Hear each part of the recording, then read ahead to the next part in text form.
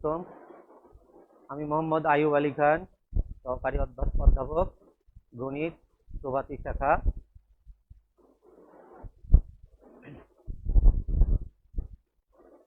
আমরা আজকে যে টপিক নিয়ে আলোচনা করব সেটা একটা নতুন বিষয়, সেটা হলো হায়ার ম্যাথস সেকেন্ড পার্টের কণিক অধ্যায়। এই অধ্যায়ে আমরা যে জিনিসগুলো শিখব, শিক্ষার্থী তোমরা এই জিনিসগুলো একটু ভালো করে খেয়াল করবে। এই চ্যাপ্টারে আমরা যে জিনিসগুলো শিখব, আমরা কণিক কি, কণিকটা কি, সেই জিনিসগুলো আমরা আলোচনা করব। কণিকের প্রকারভেদ, তারপর কণিকের ফোকাস, নিয়ামক, উপকেন্দ্র, উপকেন্দ্রের সমীকরণ, এর চিত্র, এগুলো এবং শীর্ষবিন্দু, এগুলো নিয়ে আলোচনা করতে পারবো। কণিক জানার আগে শিক্ষার্থী তোমরা এই জিনিসগুলো একটু দেখে নাও। এই চিত্রগুলো কেমন? এই চিত্রগুলো দেখো বিভিন্ন আকৃতির। এই একটা আকৃতির শেপ, এইরকম একটা শেপ, বিভিন্ন আকৃতির শেপ আছে। যেটা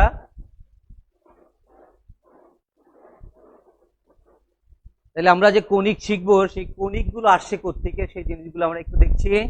কণিকগুলো কোথা থেকে তৈরি হচ্ছে? তোমরা 9-10-এ এরকম শেপ তোমরা দেখেছিলে। এই যে এটার নাম ছিল কি? কোণ। তোমরা শিখেছিলে কোণ বা কণিক। এইগুলো দেখো, অনেকগুলো কোণ আছে এখানে। এই কোণ থেকে আমরা যে কণিকগুলো পাবো সেইগুলো একটু আমরা ডিসকাস করছি। এই কোণকে যদি তুমি এরকম সোজাসুজি একটা প্লেন দিয়ে যদি কাট করো, বা একটা ছুরি বা এরকম কিছু দিয়ে যদি আমরা ছেদ করি, তাহলে এই যে একটা চেহারার শেপ পাবো, এই যে একটা চেহারার শেপ পাবো, অথবা এইরকম একটা চেহারার শেপ পাবো। এটার নাম বৃত্ত বা সার্কেল। এটার নাম বৃত্ত বা সার্কেল।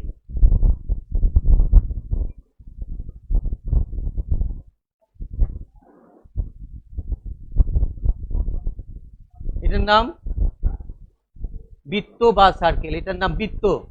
যখন তোমরা একটা কোন আইসক্রিম খাও, বাজার থেকে একটা কোন আইসক্রিম কিনে খাও, তার উপরে যে ঢাকনাটা থাকে সেই ঢাকনাটাই হলো সার্কেল বা বৃত্ত, যেটা বলি আমরা। তো এইরকম যদি এখানেও কাটি, দেখো এইরকম একটা সার্কেল পাবো। এই যে এটার নাম সার্কেল।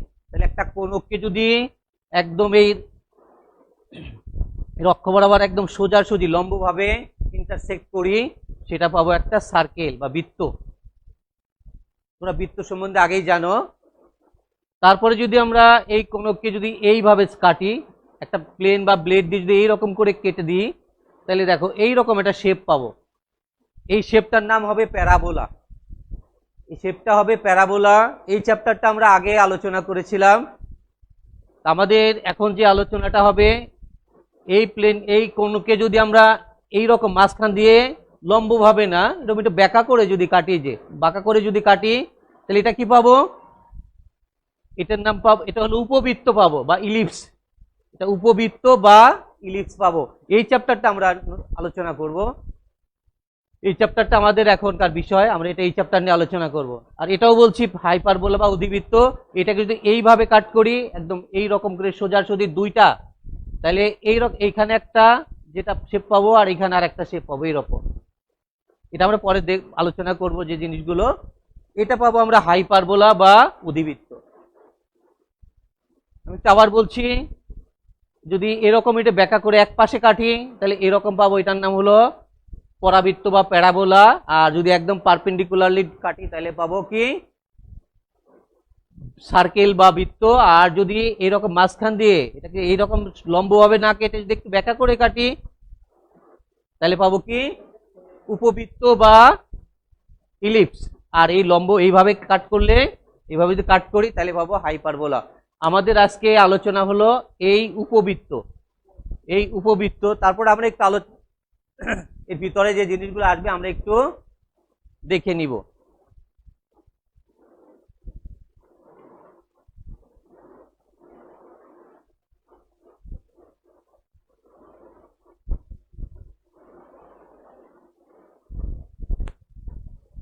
দেখো আমরা নেক্সট স্লাইডে চলে যাচ্ছি। তাহলে কনিক আমরা কাকে বলছি?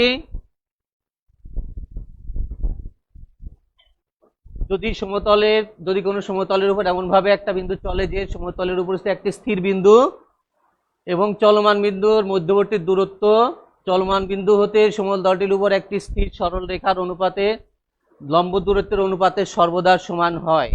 তার মানে এই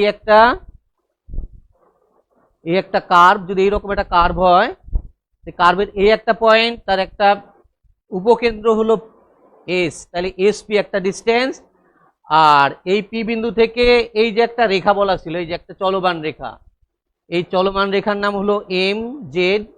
তাহলে একটা স্থির বিন্দু থেকে স্থির বিন্দু পি থেকে এস বিন্দুর দূরত্ব আর পি বিন্দু থেকে এই রেখার উপর পিএম লম্ব দূরত্ব যদি সর্বদা সমান হয় বা ধ্রুব হয় তাহলে সেই ওই সঞ্চার পথকে আমরা কনিক বলবো। এটাকে আমরা কি বলবো? সঞ্চার পথকে আমরা কি বলবো? কনিক বলবো। আমরা আরো আসুন সেই কথাগুলো।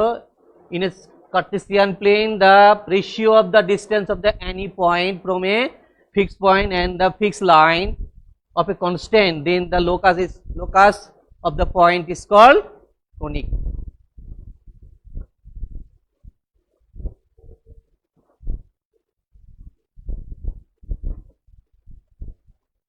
আমরা যা বলেছিলাম যে একটা স্থির বিন্দু,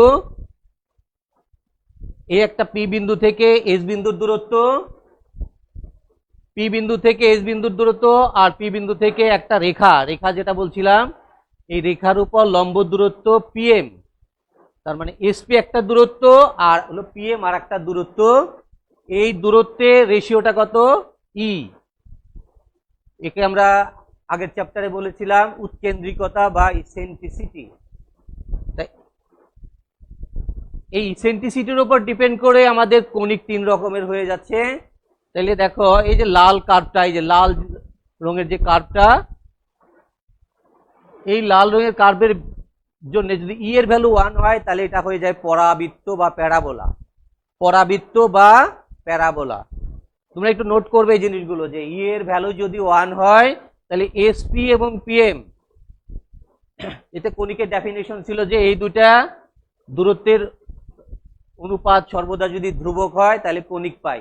তাহলে কনিক কয় রকম? 3 রকম। তাহলে ই এর ভ্যালুর উপর 3 রকমের কনিক আমরা পেয়ে যাচ্ছি। তাহলে ই এর ভ্যালু যদি 1 হয় তাহলে কি পাবো? এই যে লাল যে কার্ভটা রেড কালারের, এটার নাম হলো পরাবৃত্ত বা প্যারাবোলা, যেটা আমরা আগে আলোচনা করেছিলাম। দেখো এবার আমরা এই যে এই কালারের যেটা, তাহলে ই এর ভ্যালু কত? এখানে লেস দেন 1। এই লেস দেন 1 এর জন্য আমরা কি পাবো? এই যে কার্ভটা পাবো, এটাকে আমরা কি বলছি? উপবৃত্ত বা ইলিপ্স। এই চ্যাপ্টার আমরা আজকে আলোচনা করব। আর থার্ড হলো ই এর গ্রেটার দেন 1। তাহলে তিনটাই ভ্যালু হওয়ার কথা, একটা 1 এর চেয়ে বড়, 1 এর চেয়ে ছোট। তাহলে 1 এর জন্য পেলাম প্যারাবোলা, লেস দেন 1 এর জন্য পাবো ইলিপ্স যেটা এই কালারের, আর গ্রেটার দেন 1 এর জন্য এটার নাম হাইপারবোলা অধিবৃত্ত, এই যে ব্ল্যাক কালারের।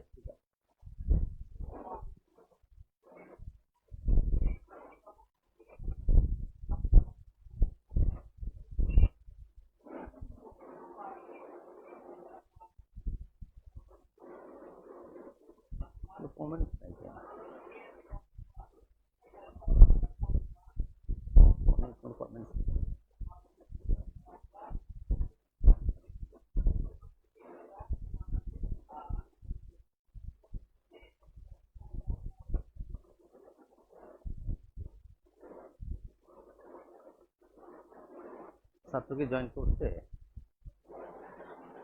তাহলে এই চ্যাপ্টারটা কিন্তু এই নিয়ে আলোচনা করছি আমরা, এইগুলো নিয়ে আমরা এটা ডিসকাস করছি। কমেন্টস করুন।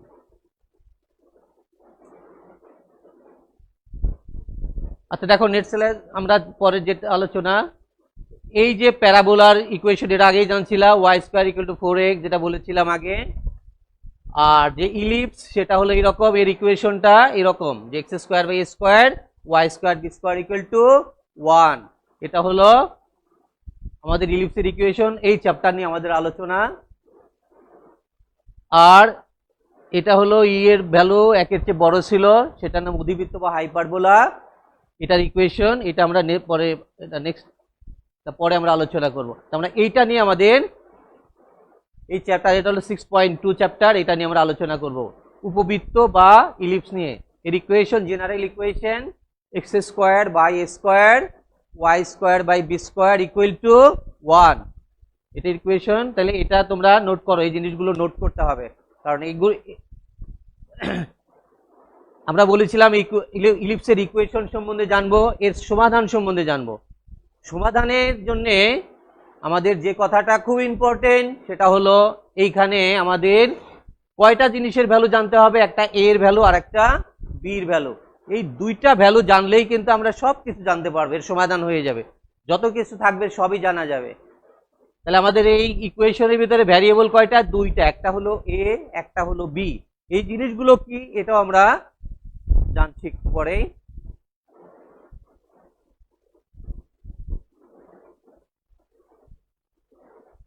দেখো আমরা শীর্ষবিন্দুটা কি জানি, শীর্ষবিন্দু বলা ছিল পরাবৃত্ত অক্ষরেখাকে যে বিন্দুতে ছেদ করে তাকে শীর্ষবিন্দু বলে। তাহলে এটা হলো অক্ষরেখা, এটা হলো এটার পরাবৃত্তের অক্ষরেখা। আর অক্ষরেখা যে বিন্দুতে ছেদ করে এটা হলো, তাহলে ওটা হবে শীর্ষবিন্দু। আর অক্ষরেখা হলো দ্বিকাক্ষ হলো যেটা এইটা হলো দ্বিকাক্ষ, এটা তোমরা আগেই জানছিলে, আবার একটু রিপিট করছি কারণ এখানে এইগুলো থাকবে। তাহলে দ্বিকাক্ষের উপর লম্ব ও উপকেন্দ্র দিয়ে যায়, তাহলে দ্বিকাক্ষ হলো কোনটা, এইটা, এটার উপর লম্ব রেখা, এটা কোথা দিয়ে যাচ্ছে, উপকেন্দ্র দিয়ে যাচ্ছে, তাহলে এটার নাম অক্ষরেখা, তোমরা আগেই জানছিলা। তারপরে এই চ্যাপ্টারে আছে দেখে আমরা একটু আলোচনা করা হলো। তাহলে এটা হলো শীর্ষবিন্দু, এটা হলো এর অক্ষরেখা। ঠিক উপবৃত্তেও সেম জিনিসগুলো আমরা পাবো। এখানে দেখো দুই রকমের, আমরা একটা দুই চেহারার, এটা একটা উপবৃত্ত, এটাও আর একটা উপবৃত্ত।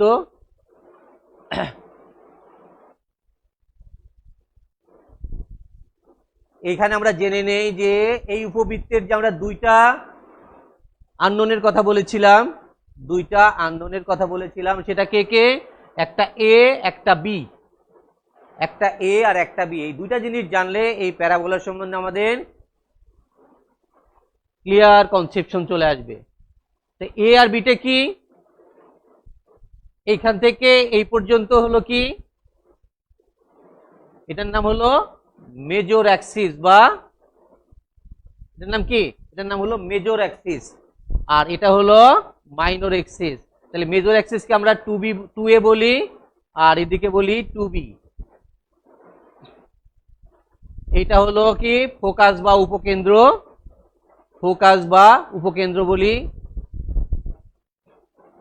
আর এদিকে গেছে মেজর অ্যাক্সিসটা, আর এদিকে গেছে মাইনর অ্যাক্সিসটা। এটা ভার্টিক্যালি করা হয়েছে, ভার্টিক্যালি মেজর অ্যাক্সিস, আর এটা হলো হরিজন্টাল মেজর অ্যাক্সিস।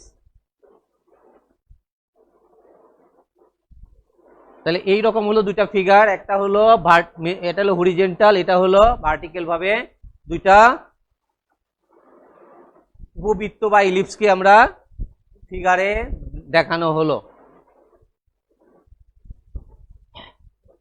তখন তোমরা এই জিনিসগুলো অবশ্যই নোট করতে হবে। এখানে এই চ্যাপ্টার সম্বন্ধে জানার জন্য এই সূত্রগুলোই জানা দরকার, চ্যাপ্টার সম্বন্ধে জানার জন্য এই সূত্রগুলোই আমাদের জানা দরকার। এইগুলো জানলেই আমাদের এই চ্যাপ্টারের সবকিছুই জানা হয়ে যায়, এই চ্যাপ্টারের সবকিছুই আমাদের জানা হয়ে যাবে যদি এই সূত্রগুলো ভালো করে আমরা বুঝে যাই। এটা আমরা বলেছিলাম এটা কি হরিজেন্টাল হলে এই এ গ্রেটার দেন বি, মানে এটুক হলো এ এটুক এ, তাহলে এটার নাম হলো মেজর অ্যাক্সিস বলেছিলাম। বৃহদক্ষ, এটার নাম বৃহদক্ষকে আমরা কি বলি 2a, তাহলে দিস ইজ এতটুকু পরিমাণ এ হয়ে যাবে, এতটুকু পরিমাণ এ হয়ে যাবে। আর এইটুকু মাইনর অ্যাক্সিস বা ক্ষুদ্র অক্ষ, তাহলে এটুকু বি এটুকু বি, তাহলে এটাই বড়, তাহলে এখানে এ গ্রেটার দেন বি। তাহলে হরিজেন্টাল যদি এই ইলিপসটা দাঁড় করানো হয় তাহলে এ গ্রেটার দেন বি হয়, আর এখানে যদি ভার্টিক্যালি যদি দাঁড় করাই তাহলে কি হয়ে যাবে, একই রকম বি গ্রেটার দেন এ হয়ে যাবে, এই বিটা বড় হয়ে যাবে। আমরা এখানে সূত্রগুলো ভালো করে দেখব। দেখো দুই দিকেই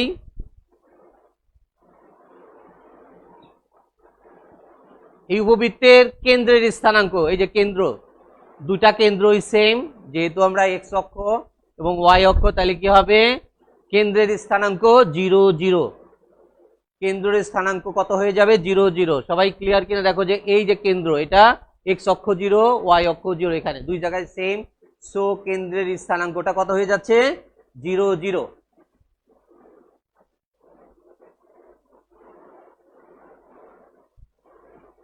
আগেই বলেছিলাম বৃহৎ অক্ষের দৈর্ঘ্য, বৃহৎ অক্ষ কোণ এখান থেকে এই পর্যন্ত, এটা বৃহৎ অক্ষকে আমরা কি দিয়ে প্রকাশ করি, বৃহৎ অক্ষের দৈর্ঘ্য 2a দিয়ে ডিনোট করি, length of the major axis. আর ঠিক যদি এই রকম হয়, ভার্টিক্যালি হয়, তাহলে কি হয়ে যাবে 2b, এটা হয়ে যাবে 2b।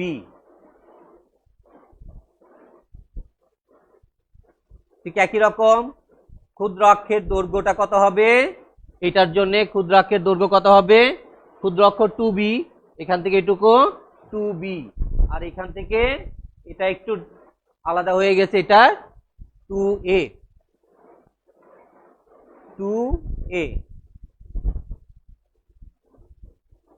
তুমি একটু নোট করে নাও এই সূত্রগুলো, এইগুলো দিয়ে আমাদের কাজ, এগুলো দিয়ে আর নতুন করে কিছু নাই এই চ্যাপ্টারে, এই সূত্রগুলোই জানতে হবে। আর এ আর বির মানটা আমাদের বের করে দিলেই, এইখানে বসিয়ে দিলেই সব কাজগুলো হয়ে যাবে। তাহলে আমরা তিনটা সূত্র এই স্লাইডে শিখলাম।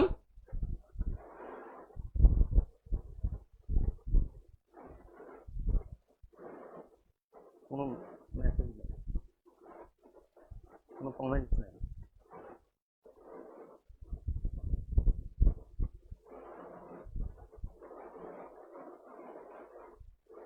এই যে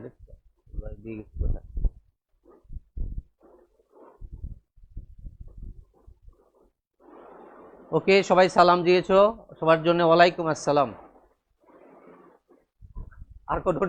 আর কোনো বুঝি নাই এরকম কিছু নাই, বা কঠিন লাগছে, বা তোমরা একটু ভালো করে এগুলো সূত্রগুলো অবশ্যই নোট করে রাখবে।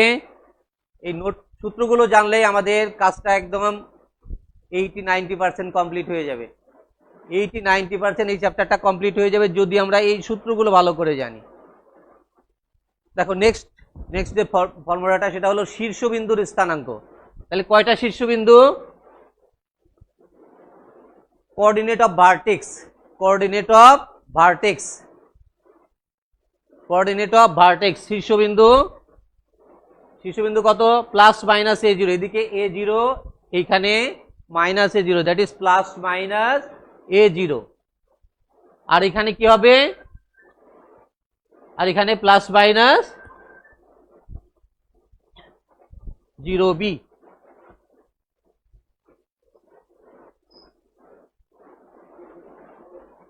তাহলে উপকেন্দ্রের স্থানাঙ্ক, উপকেন্দ্র এই যে উপকেন্দ্র, ফোকাস, কয়টা ফোকাস, দুইটা, এখানে দুইটা ফোকাস, তাহলে ফোকাসের হলো একটা AE0 আর একটা মাইনাস AE0, তাহলে এটা অবশ্যই AE0 আর এটা মাইনাস AE0, আর এইদিকে হবে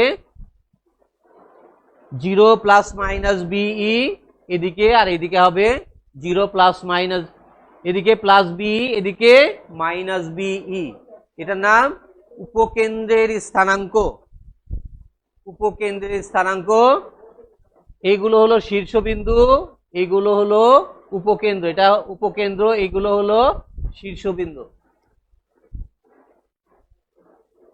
উপকেন্দ্রিক লম্বের সমীকরণ, তোমরা উপকেন্দ্রিক লম্ব আগেই জানছিলা যে এখান দিয়ে যদি আমরা লম্ব ড্র করি, উপকেন্দ্র দিয়ে যে লম্ব আঁকা হয় অক্ষের উপরে, এই যে এই দিক দিয়ে যদি আমরা একটা লম্ব ড্র করি, এইদিকে একটা, এইদিকে একটা, এই দুইটা লম্ব যদি আমরা ড্র করি, এর দৈর্ঘ্যকে আমরা উপকেন্দ্রিক লম্বের দৈর্ঘ্য বলি। আর এখন আমরা উপকেন্দ্রিক লম্বের সমীকরণ শিখবো। তাহলে উপকেন্দ্রর লম্ব যেটা, উপকেন্দ্র লম্বের সমীকরণটা এই বিন্দু দিয়েই তো যাবে। তাহলে এই দূরত্বটা কি কার, এক্স এর না ওয়াই এর? তাহলে এই দূরত্বটা হলো এক্স এর। তাহলে x equal to plus minus a e. তাহলে এইদিকে হবে প্লাস এ ই, এইদিকে হবে মাইনাস এ ই। আর ঠিক একই রকম এই জায়গাতে হবে প্লাস বিই আর একটা মাইনাস বিই হবে এইদিকে। তাহলে এটা উপকেন্দ্রিক লম্বের সমীকরণ, উপকেন্দ্রিক লম্বের সমীকরণ। আমরা 6টা সূত্র শিখলাম। অবশ্যই তোমরা লিখতে বলেছি, বারবার ভালো করে লিখে রাখো, এগুলো দিয়ে আমরা কাজ করব। আর আমাদের বাকি কয়েকটা সূত্র আছে উপকেন্দ্রিক লম্বের দৈর্ঘ্য, এগুলো একদম মুখস্থ করবা, কারণ এর ফর্মুলাগুলো বের করা আমরা সাধারণত শিখি না। আর তোমরা যেটা প্যারাবোলাতে শিখেছো ওই রকমই, এখানে হলো 2b স্কয়ার বাই এ, এখানে 2b স্কয়ার বাই এ, আর এখানে অফকোর্স 2 উল্টে যাবে 2a স্কয়ার বাই বি। আর নিয়ামকের সমীকরণ, তাহলে নিয়ামক রেখাটা তোমরা জানতা যে নিয়ামক কোথা দিয়ে যায়, এই খাদ্যের শীর্ষবিন্দু থেকে উপকেন্দ্র যত দূরে, শীর্ষবিন্দু থেকে এই বাইরের দিকে যেটা হয় এটার নাম হলো নিয়ামক। এই যে এই দিকে যাবে, এইদিকে একটা, এইদিকে একটা, ঠিক এইখান থেকে যত দূরে এখান থেকে অত দূরে এরকম লম্ব হবে। তোমরা শিখেছিলে প্যারাবোলাতে, আবার বলে দিলাম যেখানে x equal to plus minus a by e. তাহলে এইদিকে হবে a বাই ই, এটা x এর দূরত্ব, অফকোর্স এটা অবশ্যই x এর দূরত্ব। দেখো এখান থেকে এটাকে x অক্ষ, তাহলে এটা হবে x এর দূরত্ব। তার নিয়ামকের সমীকরণ হবে x equal to a by e, আর এদিকে হবে x equal to minus a by e. আর এটাতে কি হবে, এটা তো কিসের দূরত্ব হবে, এটা y অক্ষের দূরত্ব হবে। তাহলে y ইকুয়াল টু এটা কি হবে b বাই ই, আর হবে b বাই ই। এখানে b বাই একটা প্লাস একটা মাইনাস, যদি উপরের দিকে হয় তাহলে প্লাস, আর নিচের দিকে হলে মাইনাস হবে।